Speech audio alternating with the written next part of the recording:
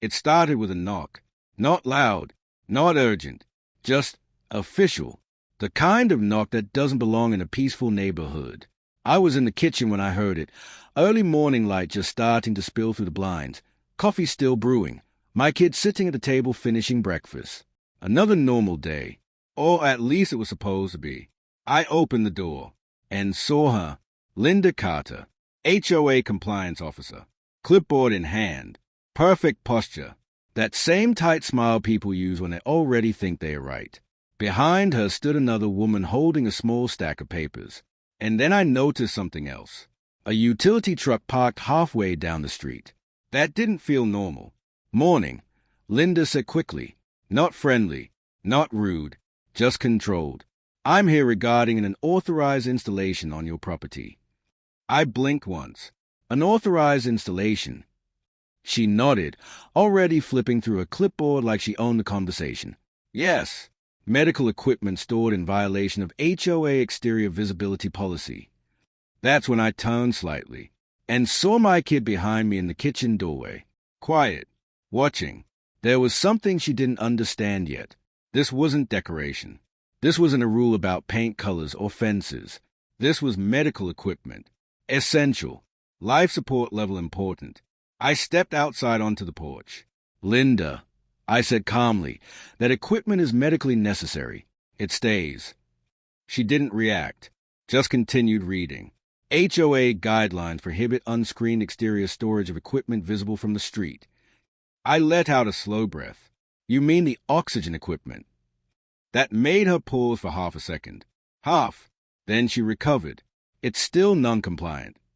Behind her, the second woman shifted uncomfortably, like she knew this was different. But Linda didn't stop.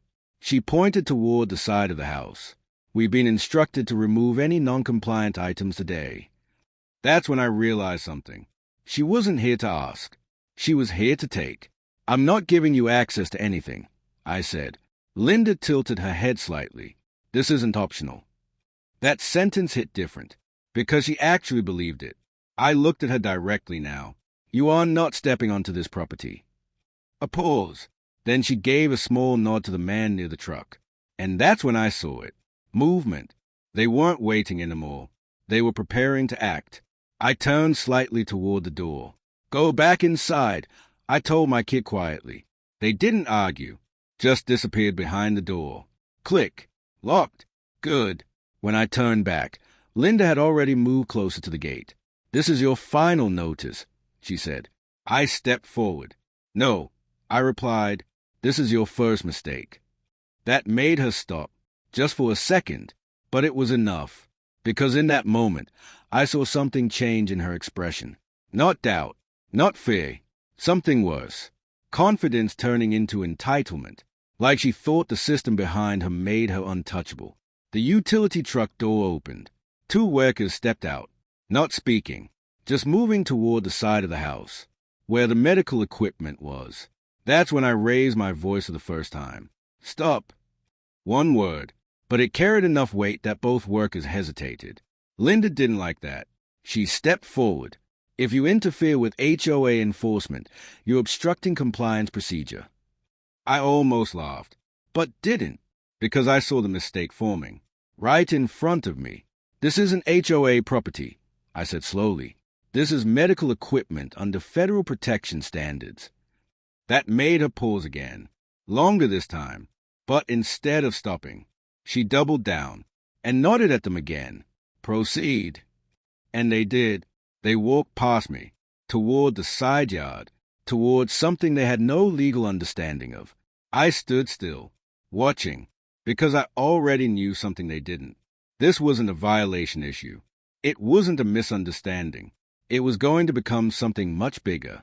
And Linda, she had no idea she just crossed a legal line that doesn't come with warnings, only consequences.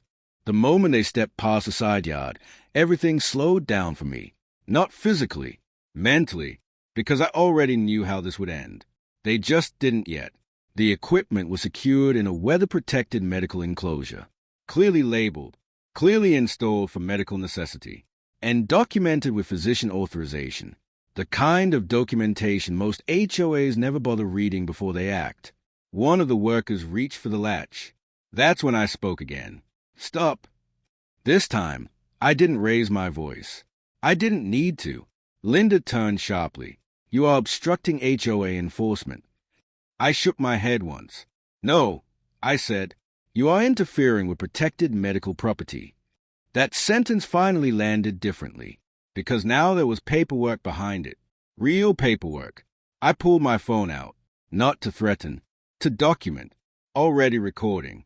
You've been notified, I said calmly. That equipment is medically prescribed and legally protected. The worker hesitated again, looked at Linda, not sure anymore. That hesitation was a first crack. Linda stepped forward.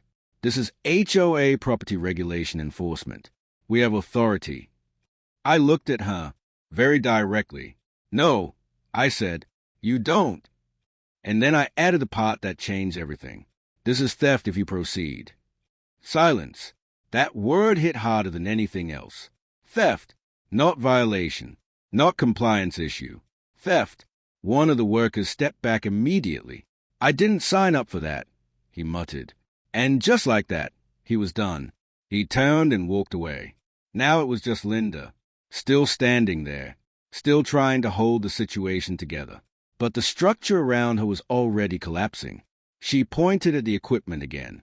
Remove it, she said again, but her voice had changed.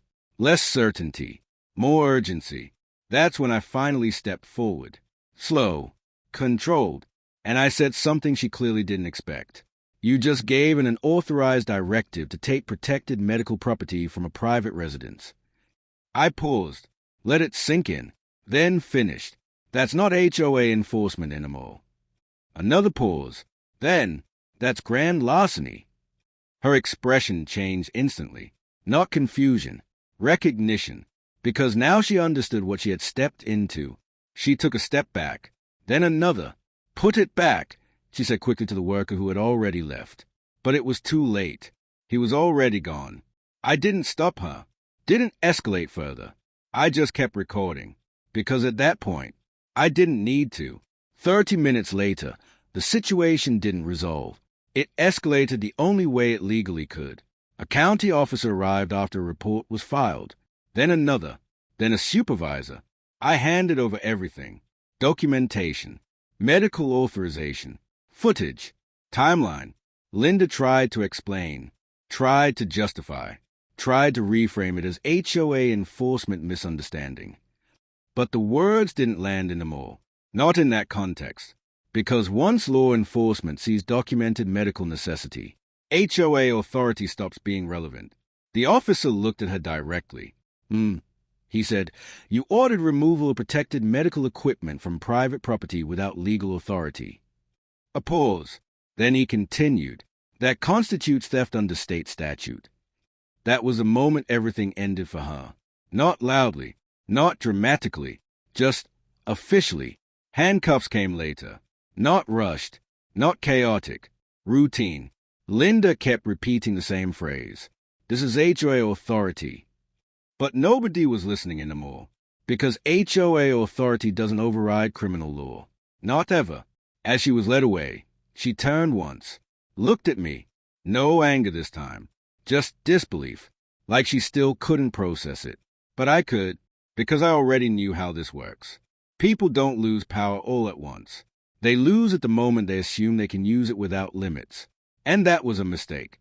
The equipment was returned the same day, properly secured, properly documented, properly protected. And the HOA, they didn't send notices after that. They sent silence,